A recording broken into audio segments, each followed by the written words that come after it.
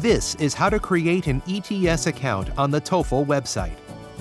You can also create your account using the TOEFL official app, which is available free on the App Store and Google Play.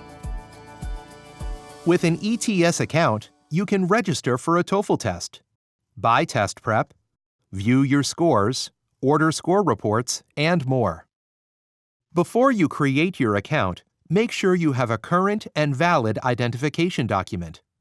Check the ID requirements for the location where you will take your test, since requirements can vary. Now let's get started. From the Login page, select the Create an Account button. The first and most important part of creating your profile is entering your name.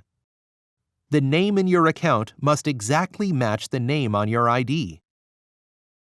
Continue with your date of birth, gender, email, address, and phone. You can then choose to receive helpful text messages and emails from ETS. Next, you'll be asked for your country of birth, native language, and country of citizenship. Then you can sign up for the TOEFL Search Service. This free service allows universities to send you information about programs, scholarships, fellowships, and other educational opportunities that you might not know about. Choose Yes or No, and then Next to continue. Then enter your background information. If your plans change, you can update this information in your account later. Finally, create a username and password. Select a security question and your answer. Check the box to acknowledge the terms and conditions, and then click Next. Almost done.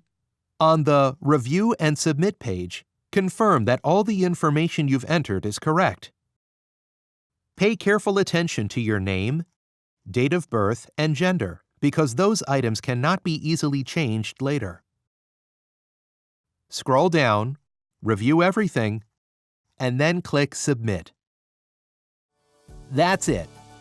Look for a confirmation email from ETS. And now that you have an account, you can register for a test.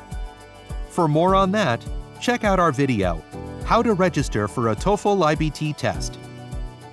Good luck on your TOEFL test, the test that helps you stand out.